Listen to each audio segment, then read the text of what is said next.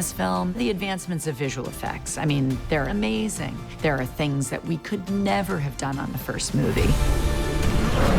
This movie has visual effects that are just mind-blowing. The crazy goal on this movie is that we want our digital dinosaurs to be so convincingly real that people think they must be animatronics. David Vickery and everyone at ILM did an incredible job. Jurassic World Dominion is bigger than any other Jurassic film before. We had more dinosaurs than ever. 40 different hero species of dinosaurs, and then we create all sorts of variations. There were close to 1,500 shots, which all required visual effects work. There were huge numbers of environments that had to be made. It was a big undertaking. Well, ILM, they want to be ghosts. They don't want you to know they're there. The less you could think about the fact that this is a visual effects sequence, the more successful the visual effects sequence actually is. One of the main things that we wanted to see is just more naturalistic animal behavior. Animals don't always look you right in the eye. They'll get distracted. They'll see something and start chewing on it. We really wanted to bring that back in so it didn't feel like they were always posing for the camera. We brought back the T-Rex, obviously the iconic dinosaur from the whole Jurassic franchise. As the films have gone on over the years, she's had slight adjustments at each film, and we realised she looked quite different from the very original film.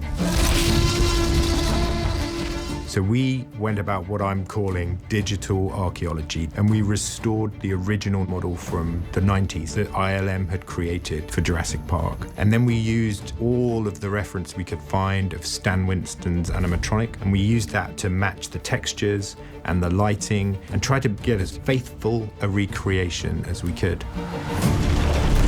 We really wanted to go back to Jurassic Park, back to the first film. It was just a beautiful process to be able to kind of take models from 1992 and get them into our software that we use today. The character of this is what was so impressive to us. Like, as soon as we did this, we immediately started to see just how much meaner the original design was.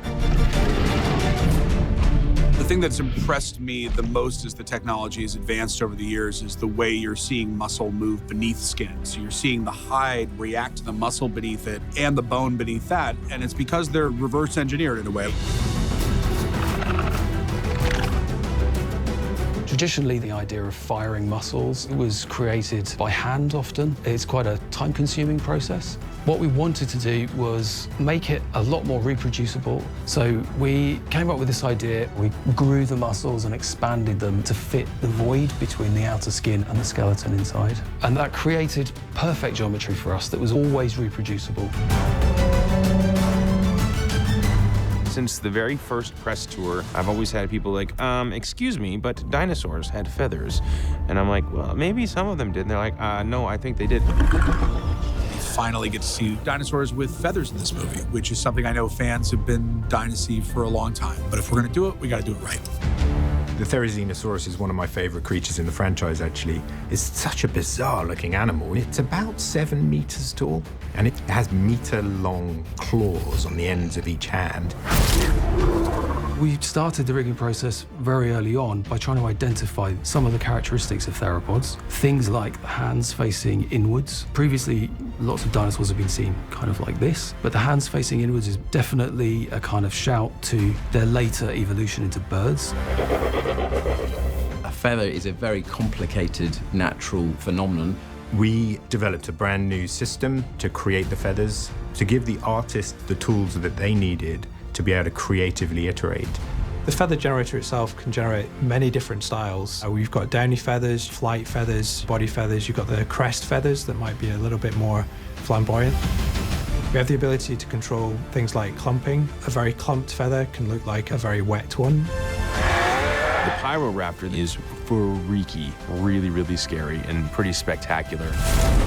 There was a line in the script which was like the biggest visual effects gauntlet had been thrown down. The Pyroraptor emerges from this frozen lake. And I think it put the fear into every single one of us because it was such an amazing challenge. Water's always challenging. Feathers are always challenging. Wet feathers in water are very challenging indeed. We had really nice depth in those planes. The anim team did a brilliant job of really playing into that depth, losing him into the back of the water, into the depth haze, particularly when it's swimming at the camera. We actually 3D printed a buck of the Pyroraptor and placed it on set on the ice lake and actually fired it out of the ice lake. Okay, guys, stand by to shoot. So we had this wonderful slow motion explosion of water as the Pyroraptor emerged.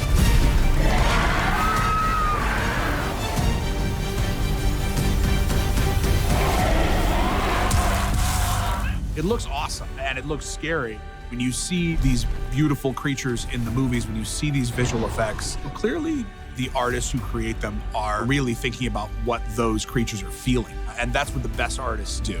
There's an empathy with their visual effect, and they put themselves into the body of that creature and imagine what that creature is feeling and dealing with. And that's what you see in the animation. And that's the stuff that I think really brought it to life.